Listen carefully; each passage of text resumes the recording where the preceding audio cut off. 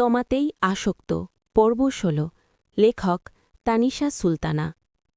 হাতির বাচ্চা গরিলা আবার গানও গাইতে পারে? আল্লাহ, আমি কি কানে ঠিক শুনছি নাকি ভুল শুনলাম? আবরার তাসনিন রোম্যান্টিক গানও জানে? কত কি যে দেখব আর আল্লাই জানে। বিড়বিড় করে আওড়ায় আদ্রিতা। আজকের সকালটা বড্ড বাজে, একদম যা তা। অ্যানি কোলের মধ্যে এখনও ঘুমোচ্ছে। এই হয়েছে আরেক নবাবজাদা, খালি খাবে আর ঘুমবে, কোনো দায়িত্ব নেই। তাকে আদ্রিতা আদর যত্ন করে কেন লালন পালন করছে? কেন শুধু শুধু? ওহো, এই দুনিয়ায় ফ্রিতে একটা থাপ্পড়ও পাওয়া যায় না। অ্যানিকে মূলত ভালোবাসা দিয়ে বড় করেছে ইন ফিউচার বডিগার্ডের কাছে লেগে পড়ার জন্য, আদ্রিতাকে প্রটেক্ট করার জন্য। কিন্তু এ কি করছে? তার চোখের সামনে দিয়ে তারই মাকে মানুষ কামড়ে যাচ্ছে, আর সে টেরই পাচ্ছে না। ছিহ আদ্রিতা, ছিহ, তোর বাচ্চা কোনো কাজের না। অ্যানিকে মনে মনে বকতে বকতে নিজ কক্ষের দিকে পা বাড়ায় আদ্রিতা। উদরের ক্ষতস্থানে এখনও চিনচিন ব্যথা করছে, তবে সেসব পাত্তা দিচ্ছে না। আর জীবনেও ড্রয়িং রুমে ঘুমোবে না সে। হাজারবার প্রতিজ্ঞা করে ফেলেছে ইতোমধ্যেই। গল্পেরাংশে বরাবরই সকালের ব্রেকফাস্ট সিয়াম বানায়। আবরার এবং সে একসাথে আছে প্রায় ৮ বছর। এই ৮ বছরে কখনোই আবরারকে ব্রেকফাস্ট বানাতে দেয়নি। আজকেও তার ব্যতিক্রম নয়। ঘড়ির কাঁটায় ঠিকঠাক ১০টা বাজতেই কক্ষ হতে বেরিয়ে আসে, খুব সাবধানে পা ফেলে এদিক ওদিক পর্যবেক্ষণ করে নেয়, সবকিছু স্বাভাবিক আছে। অতঃপর স্বস্তির নিঃশ্বাস ফেলে কিচেনের দিকে চলে যায়। সেখানে আগে থেকেই উপস্থিত ছিল আদ্রিতা। সে অ্যানির জন্য দুধ গরম করছে। রোজ সকালে তার দুধ না হলে চলে না। সিয়াম শুকনো ঢোক গেলে আবারও পেছন ফিরে পর্যবেক্ষণ করে নেয় আবরার আছে কিনা। ড্রয়িং রুমের সোফায় দেখা মেলে সাহেবের। আরামসে বসে ফোনে ফ্রি ফায়ার গেমস খেলছে। মুখখানা দেখে মনে হচ্ছে এর থেকে নিষ্পাপ এবং ভালো ছেলে দুনিয়ায় দুটো নেই। সিয়াম ভেংচি কাটে, মনে মনে গালিও দেয়। শালা, বউ কি তোর একাই? দুনিয়ায় আর কেউ বিয়ে করে নাই? সারাক্ষণ চিপকে থাকতে হবে আর আমাকে ম্যা ম্যা বলে ডাকতে হবে, অসহ্য। তারই মধ্যে আদ্রিতা পেছন ঘুরে তাকায়। সিয়ামকে দেখে এক গাল হাসে। প্রত্যুত্তরে সিয়ামও হাসে। সিয়াম ভাই, জানেন কি হয়েছে? আমান ভাই অ্যাক্সিডেন্ট করেছে, তার হাত ভেঙে গেছে। সিয়াম এগিয়ে আসে। সেলফ থেকে ময়দার ডিব্বা বের করতে করতে আশ্চর্য ভঙ্গিমায় বলে, কি বলছ? কবে ঘটেছে এই ঘটনা? আর তুমি জানলে কি করে? আদ্রিতা মলিন স্বরে জবাব দেয়, মা কল করেছিল, বলল আমায়। এটাও বলল উনি যাচ্ছে হাসপাতালে আমান ভাইকে দেখতে। সিয়াম ঠোঁট গোল করে ওহ শব্দটা আওড়ায় এবং আর চোখে ড্রয়িং রুমের সোফার পানে তাকায়। কিন্তু আশ্চর্যজনক বিষয় হচ্ছে সেখানে আবরার নেই। যা হম, শালা কোথায় গেলে? চিন্তিত সিয়াম কপাল কুঁচকে গোটা ড্রয়িং রুম পর্যবেক্ষণ করে। অতঃপর কিচেনের দরজার পানে তাকাতেই চমকে ওঠে, কেননা নোডেলপ্রাপ্ত বউওয়ালা এখন কিচেনের দরজায় দাঁড়িয়ে আছে। সিয়াম বিরক্তিতে চোখমুখ কুঁচকে ফেলে, বিড়বিড় করে বলে, শালা কোলে নিয়ে বসে থাক তুই তোর বউকে, আর না হলে টিপ করে গিলে খেয়ে ফেল। সিয়াম ভাই, আমাকে নিয়ে যাবেন হাসপাতালে? আমান ভাইকে দেখতে ইচ্ছে করছে। আজকেই বুঝলেন, আর কখনোই আমাকে নিয়ে যেতে হবে না কোথাও। কেন বলুন তো? আমার আসিফ সন্ধ্যায় ল্যান্ড করবে সুইজারল্যান্ডে, তারপর সেই আমাকে সব জায়গায় নিয়ে যাবে। সিয়াম শুকনো ঢোক গেলে পেছনে তাকায়। আবরারের গম্ভীর মুখচ্ছুরি দেখে মুহূর্তেই কাঁদো কাঁদো সরে বলে, কিচ্ছু করিনি আমি, মা উস্কাচ্ছে, আমি ভালো ছেলে, বিশ্বাস করো। আদ্রিতা ভ্রুকুচকে পেছনে তাকায়। আবরারকে দেখে চমকে ওঠে। ঠোঁটের কোণের হাসিটুকু দৌড়ে পালিয়ে যায়। সেখানে ভর করে একরাশ ভয়। আশ্চর্য, লোকটা বাঘের মতো দেখছে কেন? এখনই গর্জন দিয়ে উঠবে নাকি? ভয়ার্তক আদ্রিতা মনে মনে আল্লাহ আল্লাহ করতে থাকে। সিয়াম এক ফাঁকে টুপ করে কেটে পড়ে কিচেন থেকে। নিজে বাঁচলে বাপের নাম উক্তিখানা যেন সিয়ামের জন্যই তৈরি। আবরার বুট জুতোর খটখট আওয়াজ তুলে আদ্রিতার পানে আগায়।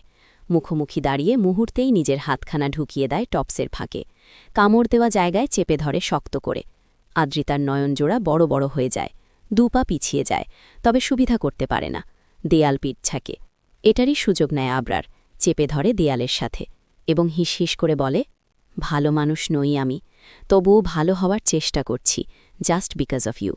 আমাকে রাগিও না, তাহলে নেক্সট কামড়টা বেলিতে নয়, বুক। থেমে যায় আবরার। আদ্রিতা আঁখি পল্লব বন্ধ করে নেয়। কান দিয়ে ধোঁয়া বেরুচ্ছে তার। তাহলে তাকে আবরার কামড়িয়েছে। গলা শুকিয়ে আছে আদ্রিতার। আবরার নজর নিষিদ্ধ স্থানে।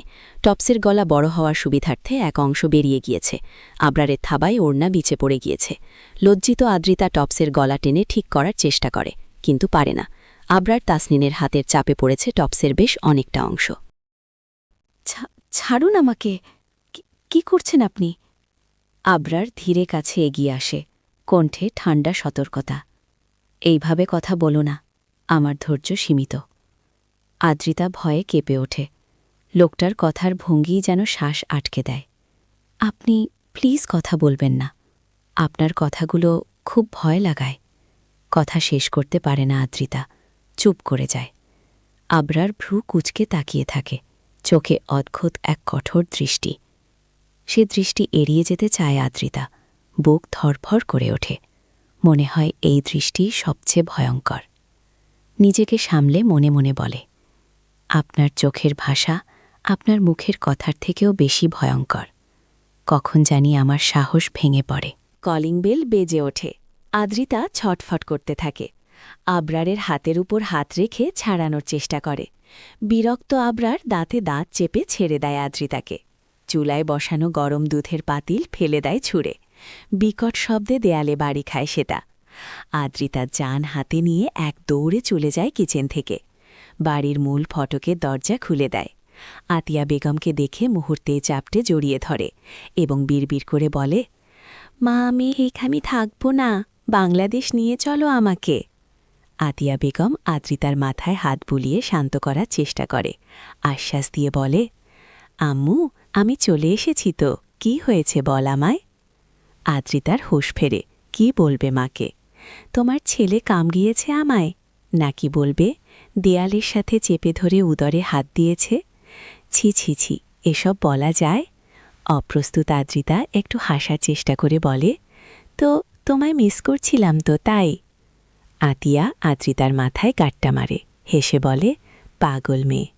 আবরার স্যুট বুট পরে জেল দিয়ে সেট করা চুলে হাত বুলাতে বুলাতে বেরিয়ে যায় সদর দরজা পেরিয়ে। একবারও ওদের দিকে তাকায় না। আতিয়া বেগম এক পলক তাকিয়ে নজর ফিরিয়ে নেয়। আদ্রিতাকে নিয়ে সোফায় বসে। তখনই ফের কলিং বেল বেজে ওঠে। দরজা খোলা, সেখানে দাঁড়িয়ে আছে থপথপে ভরসা একটা মানব। আদ্রিতা এগিয়ে যায় এবং বলে, কে চাই? ছেলেটা একটা ফোন এগিয়ে দেয় আদ্রিতার পানে এবং ইংরেজিতে কিছু একটা বলে। মূর্খ আদ্রিতা ইংরেজি বোঝে কম, তাই ছেলেটার কথা বুঝতে পারে না, তবে আন্দাজ করে নেয়। ফোনখানা হাতে নিয়ে বলে, খুঁজে পেয়েছেন ফোনটা? রাস্তায় পড়েছিল। ধন্যবাদ আপনাকে, আসলে একটা হাতি ফেলে দিয়েছিল এটা। আপনাদের দেশ ভীষণ উন্নত, হারানো ফোন ফিরে পাওয়া যায়। আমাদের বাংলাদেশ হলে গাঁজাখোররা এটা বিক্রি করে গাঁজা খেত। আপনারা বুঝি গাঁজা খান না? ছেলেটা পুনরায় কিছু বলে, মানে হলো সে আদ্রিতার কথা বুঝতে পারেনি। হতাশ আদ্রিতা দীর্ঘশ্বাস ফেলে বলে, অউন্নত অশিক্ষিত লিজেন্ডহীন দেশ হচ্ছে সুইজারল্যান্ড। বাংলাদেশের মানুষদের সামনে হা বললেই তারা হাতি বুঝে যায়, অ বললে অজগর।